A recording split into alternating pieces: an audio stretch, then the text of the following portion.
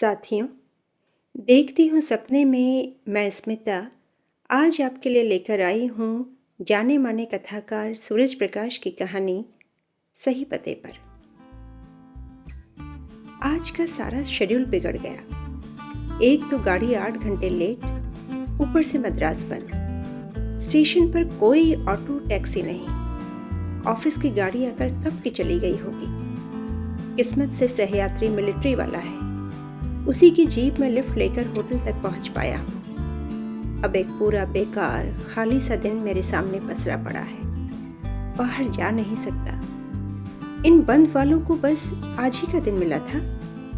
पहले पता होता तो आता ही नहीं आज।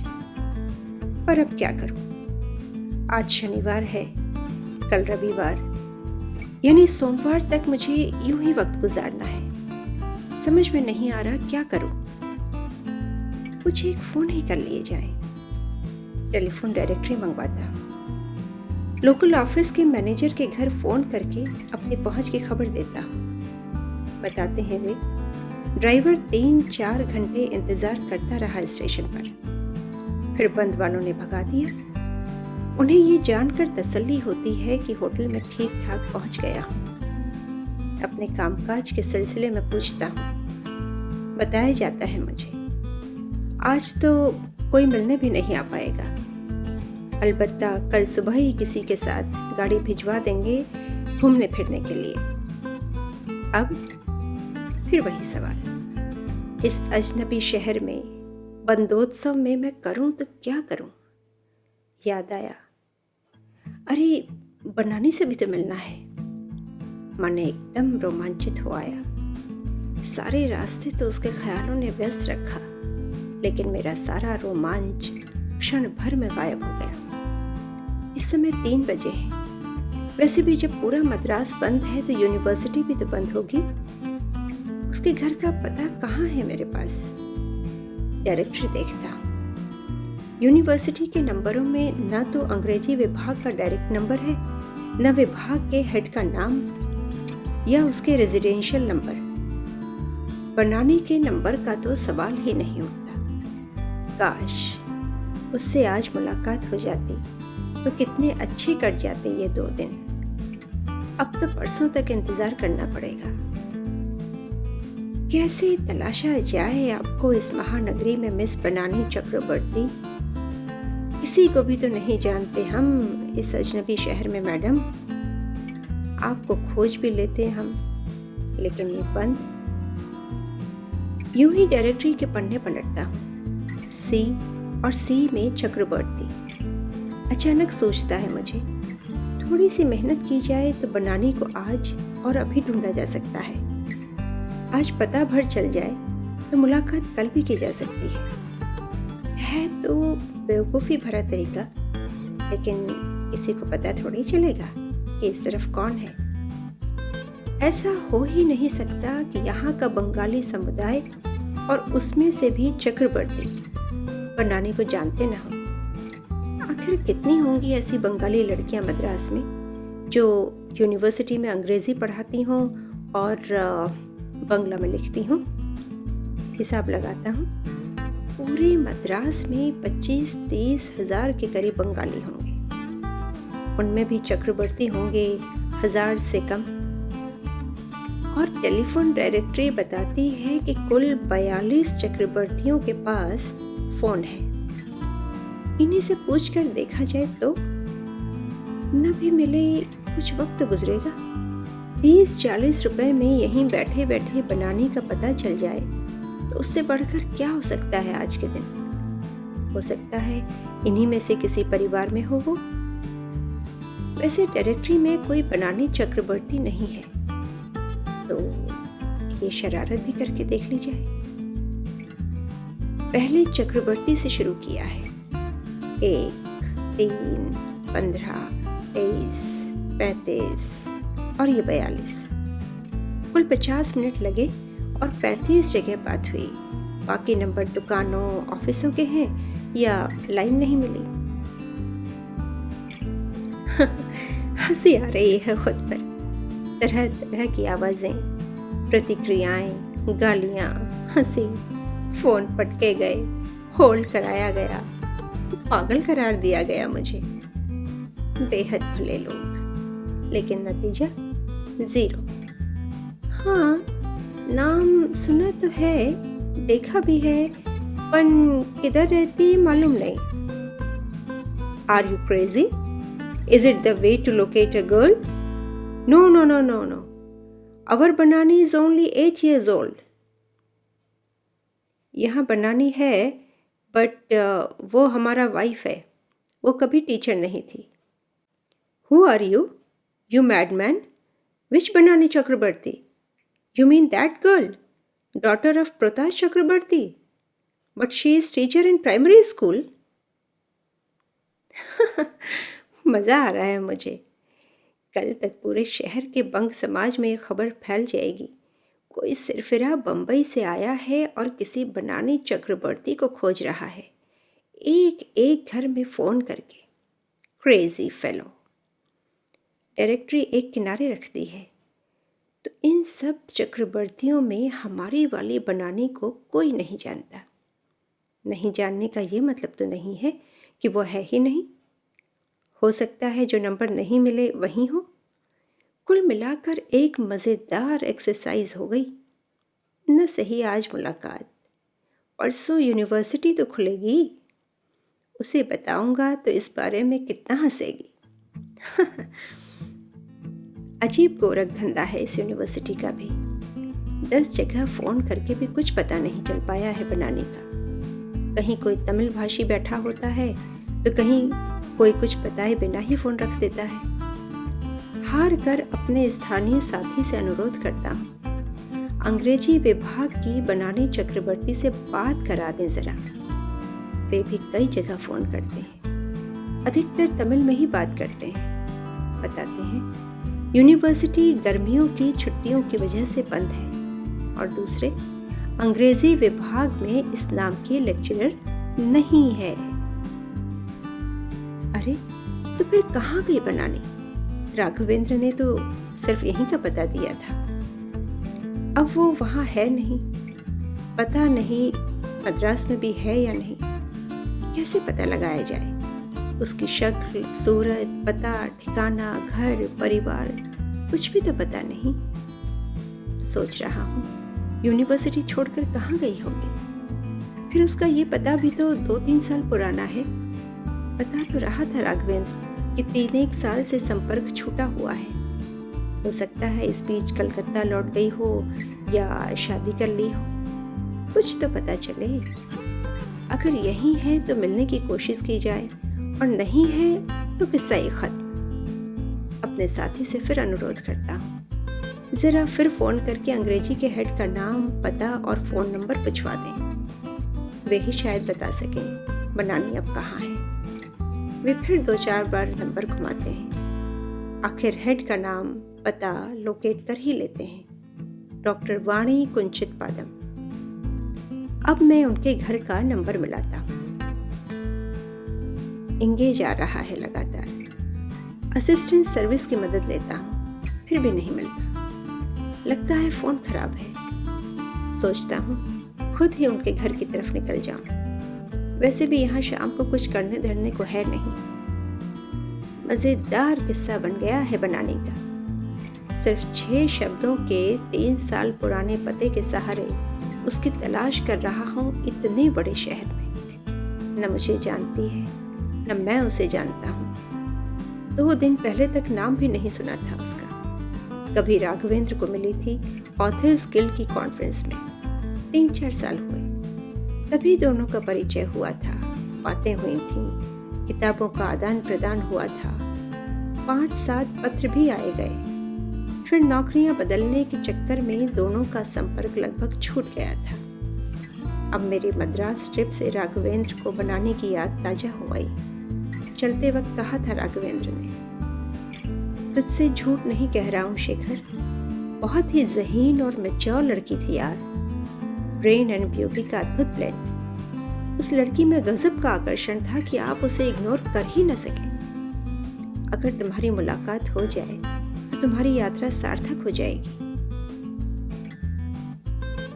अब जैसे जैसे उससे मुलाकात में देर हो रही है या मिलने की संभावना कम हो रही है, उससे मिलने की ललक उतनी ही बढ़ने लगी है।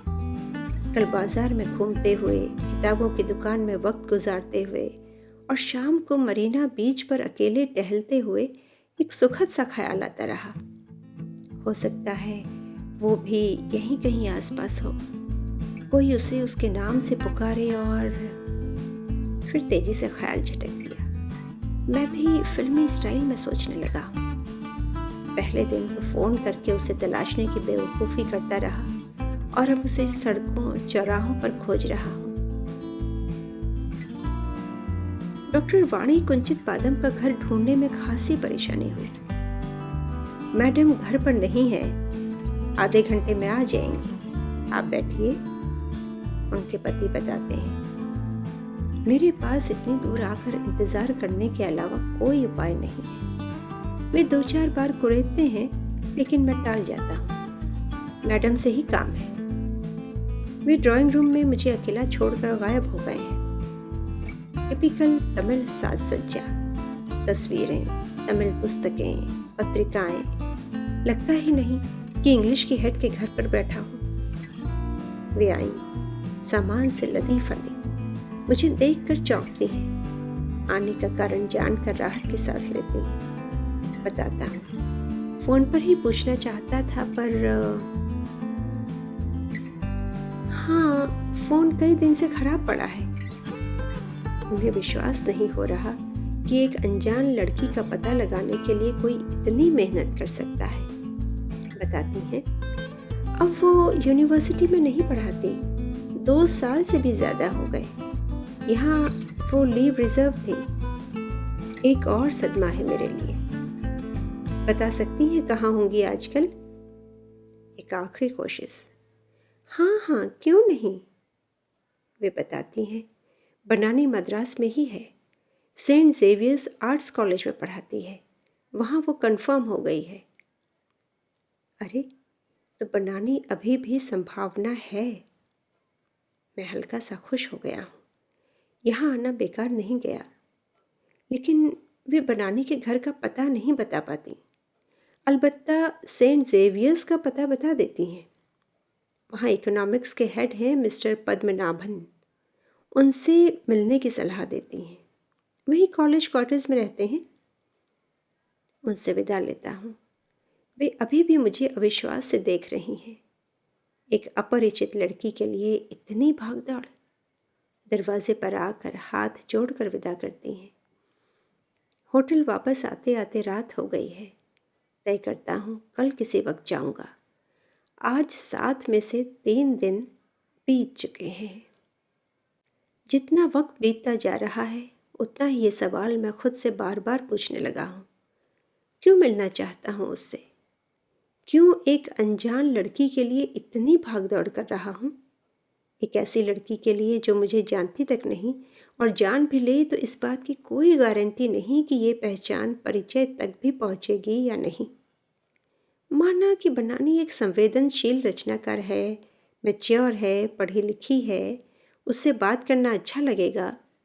लेकिन उस जैसी तो सैकड़ों हैं, हजारों हैं। तो क्या सबसे?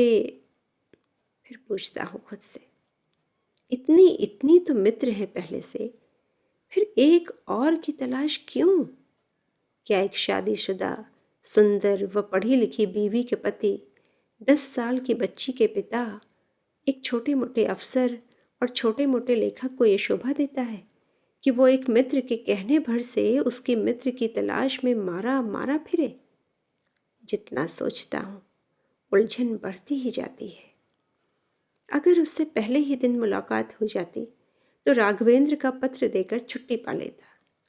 वह फिर मिलना चाहती तो मिल भी लेता, लेकिन उससे न मिलने से जो ये उत्सुकता और बढ़ती जा रही है, उससे मिलने की, उससे मेरी दुविधा ही बढ़ रही है। और फिर राघवेंद्र की चिट्ठी भी तो उसने इतनी आत्मीयता से लिखी है कि मन करने लगा है कि इस लड़की से मुलाकात होनी ही चाहिए। उस कवि मन अनदेखी युवती के प्रति एक अनचीन्हा सा अनुराग जागने लगा है। फिर राघवेंद्र की उसके नाम लिखी चिट्ठी खोलकर पढ़ने लगा हूँ। बम्बई, 29 मई। प्रिय बनानी, बहुत लंबे अरसे से तुमसे मेरा पत्राचार छूट गया है, पर तुम्हारे भीतर के संवेदनशील रचनाकार की छवि मेरे मन में अभी भी वैसी ही है।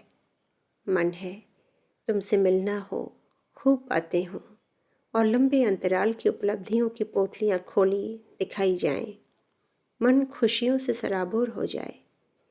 प्रिय शेखर मेरे अभिन्न मित्र, भाई और प्रखर संभावनाशील कथाकार हैं, और उससे भी कहीं अधिक एक प्यारे भाई, अंतरंग और मेरे सहचर। उनकी रचनाएं ज़रूर तुम्हारी नज़रों से गुजरी होंगी। इनके साथ तुम्हारे दुख सुख की पहचान मेरे पास वैसे ही पहुंच जाएगी जैसे कि तुम इनसे मिलोगी। शायद नए शहर में तुम्हारा संवेदनशील व्यक्तित्व इन्हें बहुत अपनत्व देगा।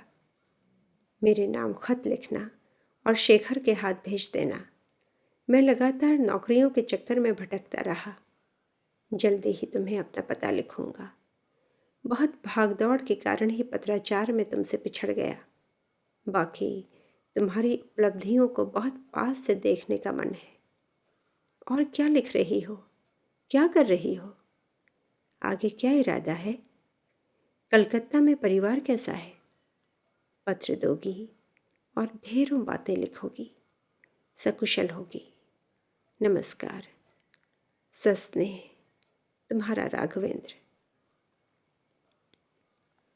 इस पत्र के एक एक शब्द के पीछे एक खूबसूरत शालीन चेहरा झिलमिलाता दिख रहा है, अलौकिक सौंदर्य से दिपदिपाता, संवेदनशील व्यक्तित्व। इस पत्र के जरिए और जो कुछ राघवेंद्र ने बताया था, उसके आधार पर मैंने बनानी के रूप, सौंदर्य, व्यक्तित्व, स्वभाव और यहाँ तक कि उसकी बौद्धिकता और कलात्मक अभिरुचि की भी एक तस्वीर सी बना ली है। मन है जब भी उससे मिलूं, अपनी कल्पना के अनुरूप पाऊं। सेंट जेवियर्स में पहुंचने पर पता चला है कि पद्मनाभन जी नहीं हैं। सब परिवार कुल्लू मनाली गए हैं। अगले हफ्ते आएंगे। पता नहीं क्यों बहुत अधिक निराश नहीं करती यह खबर। शायद पूरी स्थितियां ऐसी बनती चली जाएंगी कि बनानी से मुलाकात नहीं ही होगी। या तो मैं अधबीच कोशिश छोड़ दूंगा या कोई और कारण आ निकलेगा। वहाँ से लौटने को हूँ कि वहीं कोई और प्राध्यापक मिल गए हैं। बताते हैं बनानी यहीं पढ़ाती हैं। पक्का तो पता नहीं, लेकिन शायद एगमोर में YWCA के हॉस्टल में रहती हैं। वहीं एक बार पता करके देख लें। उनका बहुत बहुत आभार मानता हूँ। तो अब सड़क पर खड़ा सोच रहा हूँ, तो मिस बनानी चक्रवर्ती, आप हमें मिले बिना जाने नहीं देंगी। घड़ी देखता हूँ, 8:30। वहाँ पहुँचते पहुँचते 9 बज जाएंगे। क्या एक शरीफ लड़की से पहली बार उसके हॉस्टल में मिलने जाने का वक्त है ये? क्या पता स्टाफ ही ना मिलने दे। लेकिन अब जब पता चल गया है उसका, तो मिल ही लिया जाए। जो भी होना है आज ही हो ले, मिले या ना मिले, आज ही निपटा दिया जाए मामला। वैसे भी वापसी में सिर्फ 3 दिन बचे हैं। वहाँ अगला सदमा मेरा इंतज़ार कर रहा है। इस नाम की कोई लड़की यहाँ नहीं रहती। मुझे अजीब सा महसूस होने लगा है। एकदम तेज़ प्यास लगाई है। ये क्या मजाक है? बीच बीच में अचानक ही क्या हो जाता है कि वो एक जगह होती है और दूसरी जगह से गायब हो जाती है, फिर अगली जगह फिर से प्रकट हो जाती है।